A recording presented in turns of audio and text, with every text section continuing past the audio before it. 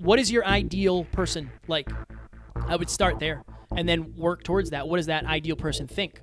What do they do? What do they believe? What do they say? What do they see, feel? All the things.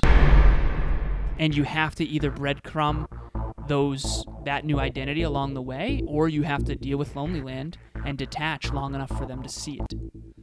Remember, results are the last thing to come, but that's the first thing other people see.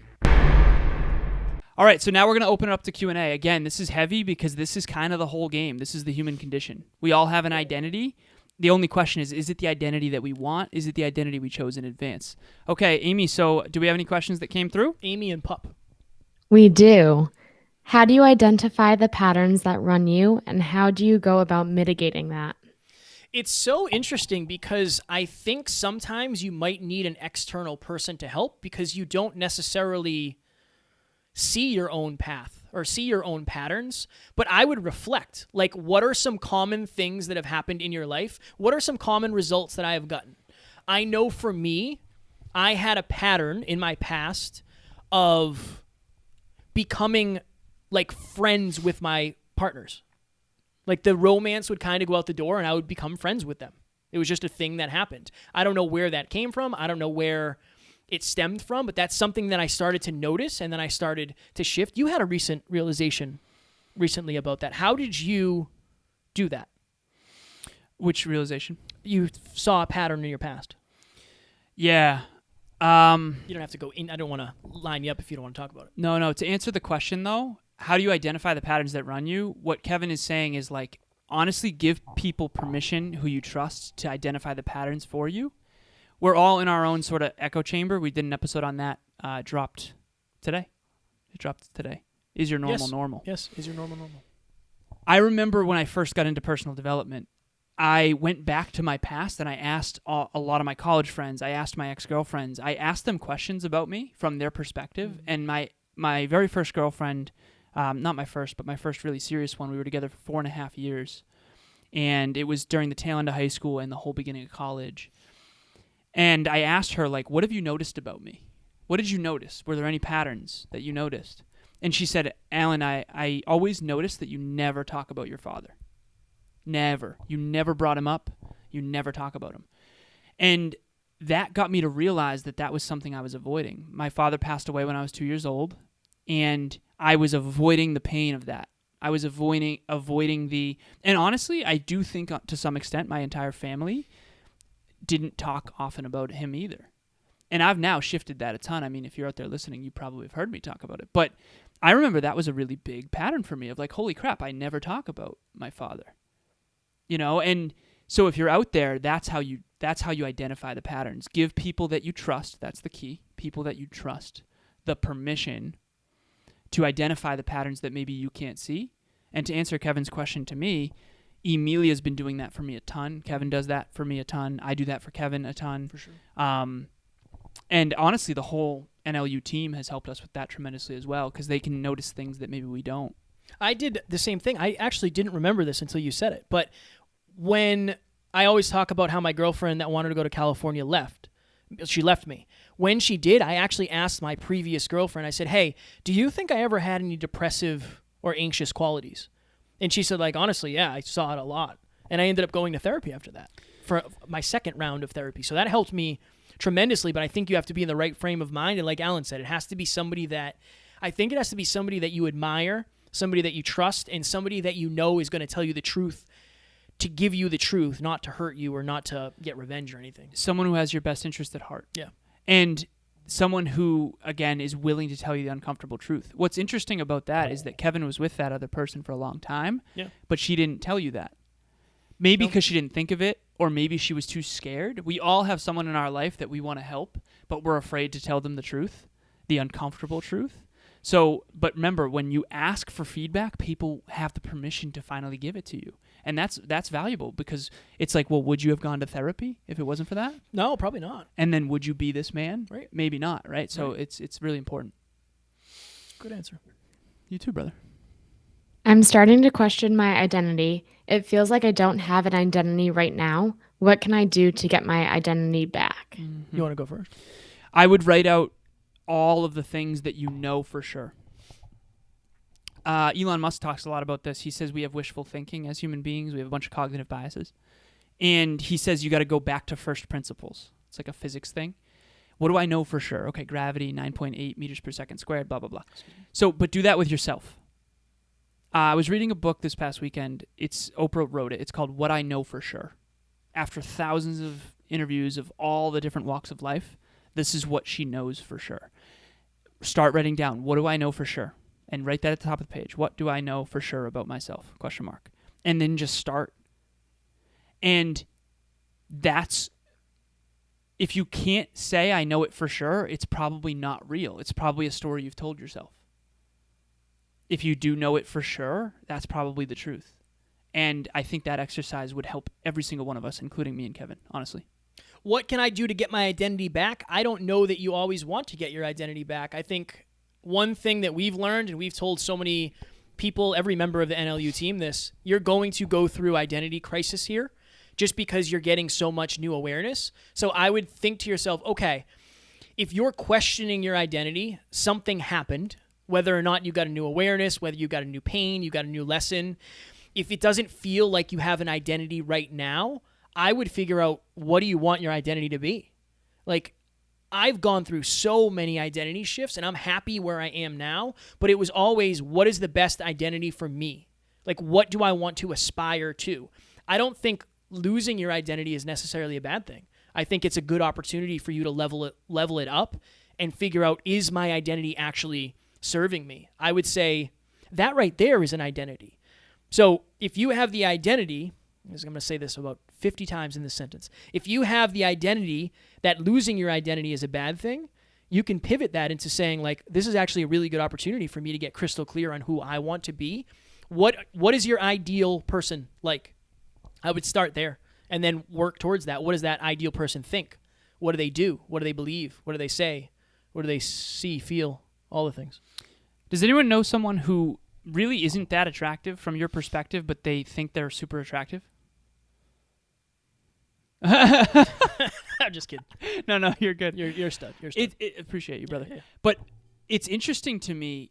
I'm thinking of someone right now, and it's like they're really not that attractive, but they don't act like an unattractive person. They just kind of own it, and they smile all the time, and it's wonderful. They're like very outgoing, and they end up being kind of attractive because they... You gotta own it. You gotta own it. I think that's, we can all mold this, and you can transform your identity. And that's honestly what the phoenix from the ashes is. It's like the phoenix burns down and then comes back. That analogy is basically a transformed identity. Analogies are right. Hi everyone, my name is Bianca Thomas. I am the host of the Y Power podcast, and I'm also a client of both Kevin and Alan. I had the absolute pleasure and honor and honestly the blessing of meeting both of these extraordinary men at the beginning of their journey, when the Hyperconscious podcast was just at its beginning. And to keep it short and sweet, these two guys have completely changed my life. Because of them, I've been able to really learn how to love myself, to express myself, to go past my fears and have the courage to do things that I never thought I would have done, like having my own podcast. I'm a little over time, but I just want to say, if there's anyone out there who wants a coach, who wants help, who wants two people to lean on, it's these two guys. They are rare, extraordinary men, and I'm so lucky to have them in my life. How do I determine if the story I tell myself is helping or hurting me? My goodness gracious. I would say, I'll make it easy because I know Alan will probably go deep. I think, are the results you're getting the ones that you want? First question. Number two, are they sustainable? So the story I've always told myself is I'm not good enough. I'm not smart enough. I'm not business savvy enough. I'm not whatever. Okay, this is a good example. Alan and I are going to Colorado. Nick Cavuto invited us out there, and there's going to be 20 people in the room. And these 20 people are going to be most likely very wealthy, very next level. Like, this is a high-end exclusive event. Awesome. I'm already telling myself that I'm not going to be good enough, that I'm probably not going to be smart enough, that I'm going to be way behind, that I'm out of my league. Now, if I can survive that and still go, 9 times out of 10, my experience is better than I think it'll be. It was like that with Brendan Burchard. It was like that when we went to Florida. It was like that when we went to Brendan Burchard the second time. It was like that when I've done speeches. It's kind of always been like that. I know that because I know it's the pattern. So I know it's probably neutral. If I could get rid of that and take action anyway, I'd be way better off. But I don't allow it from stopping me to do things. So honestly, I think it's personal, and I think it's whether or not you can sustainably use it as fuel. I think it's dangerous if it's a negative thing that's making you feel any lack, I would say. Strong work on that. I appreciate that, Seriously. man. Thank you. So how do I determine if the story I tell myself is helping or hurting me? It comes down to, is this empowering or is this disempowering? And there's so many nuances to that. And it really does determine, it's entirely based on your uniqueness, based on core aspirations, core values, and core beliefs. So if you have a core aspiration to be a public speaker, but you've told yourself a story that you're shy, of course that's hurting you. But in all honesty, if you are a writer, a novelist, and you've told yourself a story that you're shy, that might actually help you because you're going to be alone a lot writing. So the only way to determine whether or not the story you've told yourself is empowering or disempowering is to take it in the context of your own goals and dreams. Core aspirations, core values, core beliefs. Is this getting you closer to the life you want, or is it getting you farther away? Keep asking that question, and your answers will tell you whether or not it's empowering or disempowering. But no one can do that for you. And this is something that I'll say quickly. I realize in hindsight that most of the advice that I've gotten didn't really apply to me because they didn't want what I want for my life. And so if your parents think you should be a doctor and that was never really what you wanted, most of their advice is actually inaccurate and not really good for you. And that's why NLU, I think, is so important, is because we don't believe you should be what we think you should be. We believe that you should be what you think you should be. And that's the one rule at NLU, is you don't suppress people. If you want to like women, do it. If you like men, do it. Like, we believe you should be what you want. And if you're not in rooms like that, get in those. And that's a little side tangent. But yeah, everything comes from that contextual place of, is this empowering or disempowering for the version of me that I aspire to? I think so you and I were fishing one time, and you and I were talking about something. And I remember saying, you had a story that you were telling yourself, and you said, I'm learning lessons here. So you want to tell the story? Yeah. I was spending a lot of time with someone who I don't believe was in hindsight, I don't believe was best for my growth. But at the time, I told myself a story that it was best for my growth because, yeah, it was really hard, but I was learning so much. And Kevin said, Alan, you would be learning anyway. Yeah. But you might be learning in a way that's hurting you, maybe less. Basically, like, caffeine is awesome, and caffeine's really good, but too much of it will really kill you. Exactly. And it's kind of like, I think it depends on how specific is the story that you're telling yourself. Like, if you're, say you met somebody in middle school and you went on to marry this person, and the story you're telling yourself is, this is my person forever because of that story, that's already more of a story than something else. So it's like, how personal is the story to you? I think that's an important distinction. How do you know if that's a correct or incorrect story? I think you got to ask somebody. I think you also got to ask your intuition. Yeah. But I do believe that people can see, like, it's like, yeah, this relationship's awesome. Like, I love it so much. It's like, oh, every time I see you, you're crying about it. It's like, do you just have something in both your eyes every time? Or is your relationship like, because I've had people in the past, it's like, yeah, this is the person for sure. It's like, every time you call me, you're sad. Every time. And it's like, something has to shift here. So I think it's the story that they were telling themselves. A little tangent for me as well. Appreciate it, man. Amy, one more.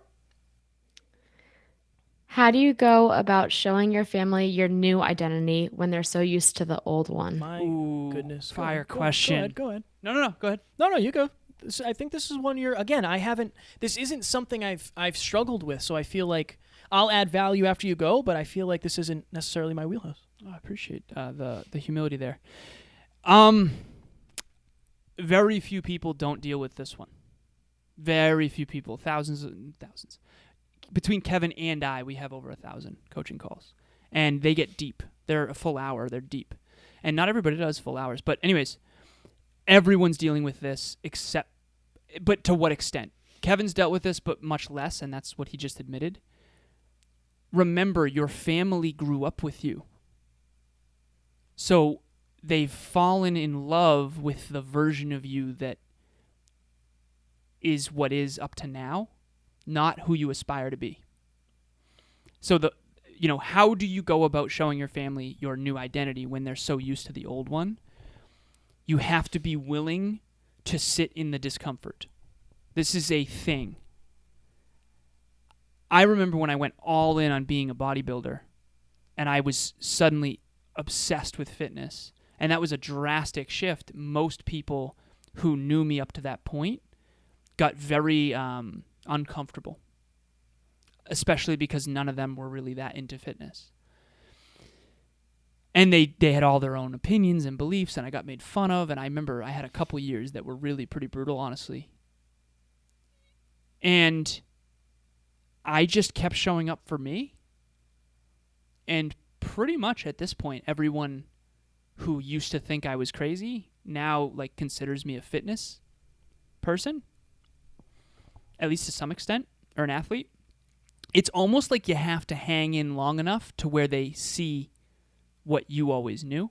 Mm. So if you're out there right now, you're listening to Next Level University, you are into personal development. And quite frankly, a lot of the world is not. Most likely your family is not if you're dealing with this problem.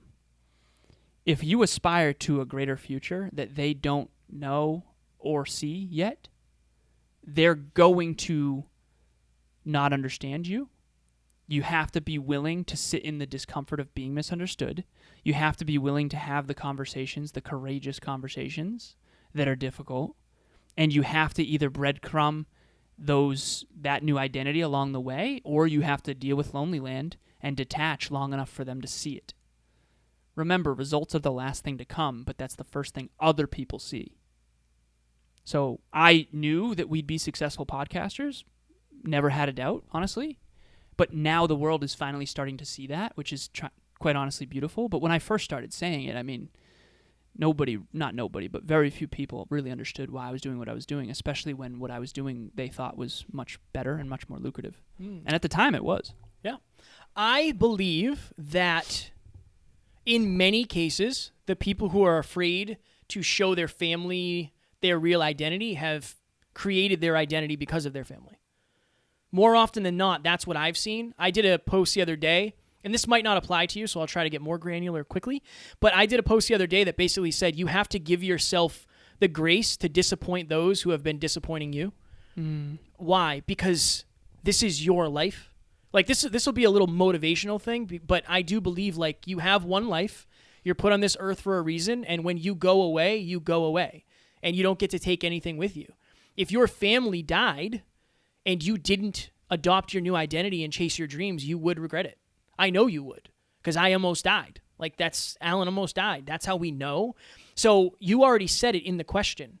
How do you go about showing your family your new identity? That's the hardest part.